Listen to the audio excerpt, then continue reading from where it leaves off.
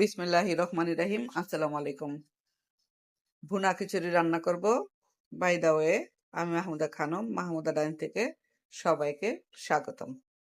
Soybean তেল দিয়ে দিলাম, দিয়ে দিচ্ছি পেঁয়াজ। পেঁয়াজ গোল্ডেন ব্রাউন করে ভেজে নিব।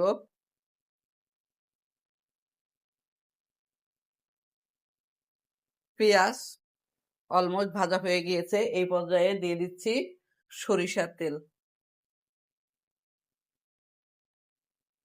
2 রকমের তেল দিয়ে খিচুড়ি রান্না করব, সয়াবিন তেল আর সরিষার তেল। সরিষার তেলটা একটু পরে দিয়ে দিলাম।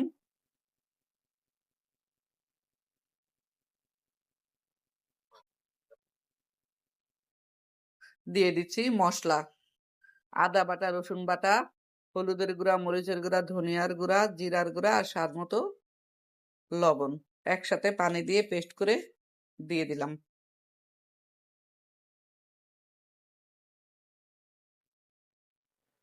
মশলা একটু নেড়ে চেড়ে কষিয়ে নিলাম। এ পর্যায়ে দিয়ে দিচ্ছি কাঁচামরিচ, গাজর আর মটরশুঁটি।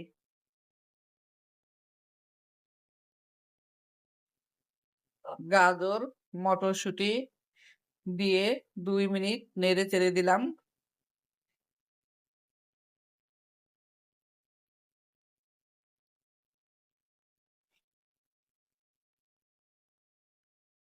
এখন এর সাথে অ্যাড করছি চাল আর ডাল। আমি 2 ধরনের ডাল নিয়েছি, মসুর ডাল আর হচ্ছে খেসারির ডাল।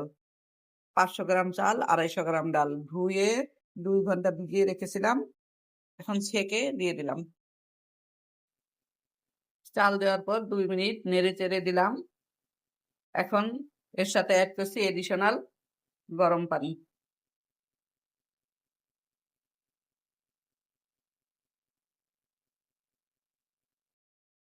খুব ভালোভাবে খিচুড়ির পানি ফুটে উঠেছে। এই পর্যায়ে দিয়ে দিচ্ছি ধনিয়া আর মরিচ, শুকনা মরিচ তাওয়ায় তেলে ফাঁকি করে দিয়ে দিলাম।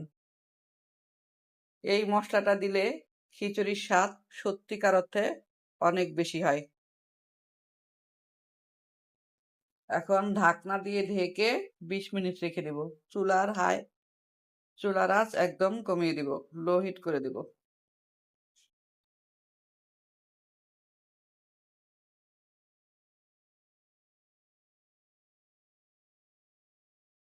ফিরে আসলাম 20 মিনিট পরে।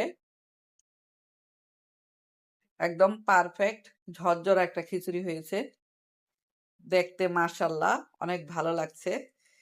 সরিষার তেলের অ্যারোমা সারা বাড়ি ছড়িয়ে পড়েছে।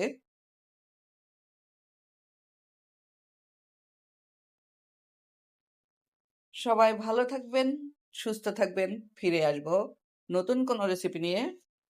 আল্লাহ হাফেজ। আসসালামু আলাইকুম।